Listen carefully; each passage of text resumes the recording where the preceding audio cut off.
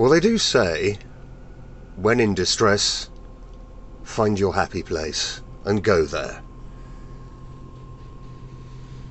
Well, I'm in mine. There is simply nowhere finer to be than here. This, for me, is my happy place. This is a Bentley Arnage T, and not one of the modern robot ones. This actually is a car, a proper car, with dials.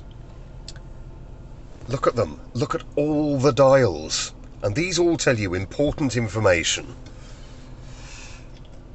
No screens. There is a tiny little one on top there, which is... well, to be honest, it's irrelevant. It's a screen. It doesn't really matter. It doesn't add anything to the overall ambience. But what we do have down here is we have class, quality, and sheer expensiveness. I mean, look at this. This is the gear lever. I mean, I suspect only Isambard Kingdom Brunel will have seen one of these before, or anyone else lucky enough to drive one of these vehicles. Buttons, you see? Buttons that do things. Oh, hello. There's 3 more buttons there I didn't know about. These ones up here. Wonder what they're for. I don't suppose it really matters, does it? See, that's the thing about this car. It doesn't really matter what anything does. You just want to sit and look at it. These are electric window switches. Now, I know you can't see this. Sorry, you can see it, you can't feel it. These are made out of solid bits of polished milled aluminium. The same with these. These are the mirror controls. And up here, we have the, you can see what I'm doing, the organ stop. Rolls-Royce and Bentley have been famous for years for their organ stop airflow control. And these, I mean, look at that.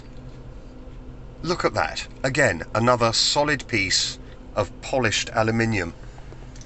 This thing is just stonking. I've got another one here. What else have I got? I've got something else. Look, I've got another organ stop there. That's out. We can push it back in again. And then there's a small one, a tiny little one here, and I have no idea. Where are we there? No idea what that does. Oh, yes, I have. Ha ha ha. You know what? Right, I'm turning that left, I'm turning it right. That's up and down. That piece of equipment there, that little switch, controls the brightness of the dials. It probably costs as much as a Jimmy Choo something or other. It is just amazing. You don't want to think about the expense. Everything you see here is either polished milled aluminium, or it is the most beautiful dark burr walnut. This is a car that is just, it is luxury personified. And any of you out there who think, oh well, you know, I've got my new one and it's got like a 28-inch screen in the middle and stuff, oh, fuck off. 28-inch screen, whatever, 5-inch screen, it doesn't matter. You know, Tesla drivers, they sit here and this entire area is one big television screen. The new Mercedes S-Class, one big television screen, except theirs extends right the way over here. It's a screen. It's not quality. Quality is not gadgets. Quality is engineering. Each of these dials, this by the way is a very important one, each of these dials, which as you'll see has B for Bentley, has got a milled aluminium bevel. That's not plastic, that's glass. It's probably Pilkington bulletproof or something like that. Each of these does something, and it's there for a reason. It tells you things you might need to know. Engine temperature. There you are, looking around outside. You want to know what the engine temperature is? Oh, I'll look at a dial. I won't go into a menu. Then, of course, we have the battery condition, which is fine. This is the one that amuses me most, apart from the fuel gauge above it. Oh, did I mention, we've done about, what have we done? About 45 miles of, let's say, spirited driving, and that's how much the fuel has gone down from a full tank. Eye-wateringly expensive. The reason being, this dial. This is your turbo boost dial, and when that needle goes to the right, something quite profound happens. I suggest you're clenching when it does. Yes, of course we do have various, shall we say, modern buttons for your convenience, but again, they're largely immaterial, because they're not part of the overall quality ambience. You're probably going to see these in BMWs or some such thing. But anyway, let's take it from the back to the front. Finest seats available to man. I'd love to be there, being chauffeur driven, I must admit. I mean, look at it. Look at this car. Everything about it. Quilted, soft, the finest Connolly hide. I don't know if you've ever seen a Connolly cow, but they've got smiles on their faces and they're very soft to touch. And their skin is actually quilted, like this. They don't have to stitch it in place. So we have the mystery buttons here, which we don't really know what they do, but no one cares because they're beautifully made. Again, down here, what do we have now? We have the seat controls, or with their memories. We've got better memory than I have. Down here further, you've got more seat controls. Then you've got the electric window switches. Then you've got this gear gator around here. And your two mirror controls. Now, rather laughably, aside from the engine start button, you've got something that calls itself Sport. The Sport button. Now that should never be turned on. Especially not if you're going to turn this one off. Okay, this is the insane combination. Sport and ESP off. Now, I'm assuming most other cars have sport buttons and electronic stability controls and the like. However, this is different because this is your sport button. Bear in mind, this engine, where are we hiding? In there. We're doing 600 RPM.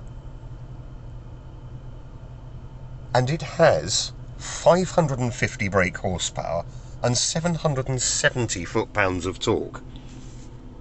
Until you press the sport button, which makes it even faster, even more powerful, and then if you really want to go silly, it's this one.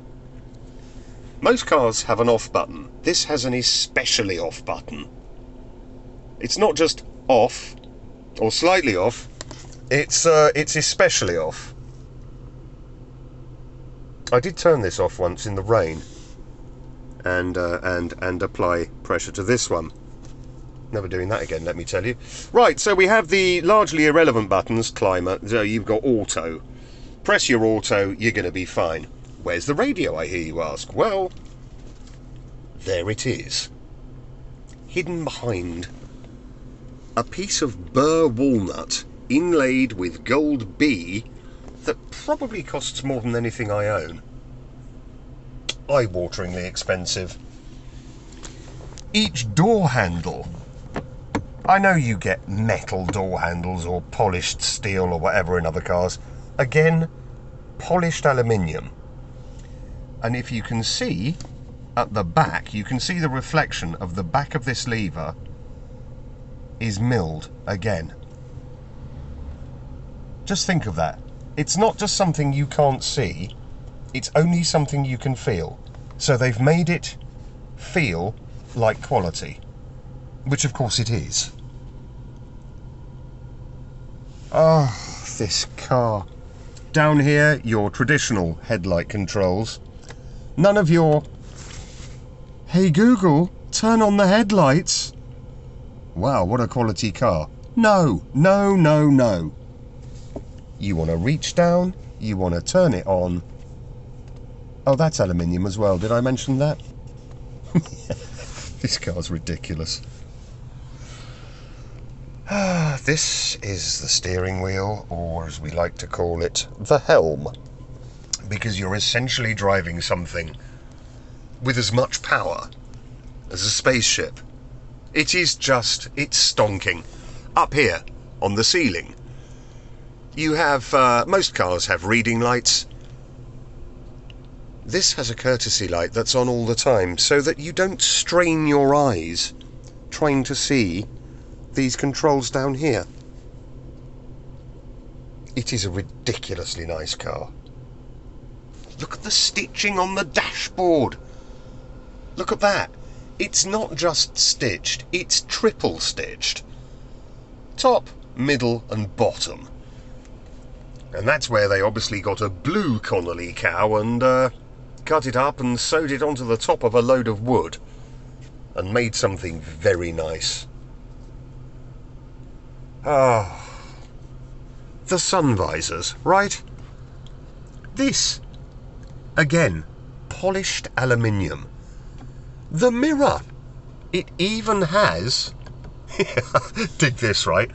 It's leather lined, it's a leather sun visor, it's got a leather flap and it's got a milled aluminium thing that you're only going to touch once in a blue moon. God, I love this car. So, she's in neutral, a merest hint of throttle. Oh, God, I love this. Right, what we're going to do is we're going to go out here, away from where we are, and go for a drive. £250,000 when this was new. Right. Let's go get something to eat.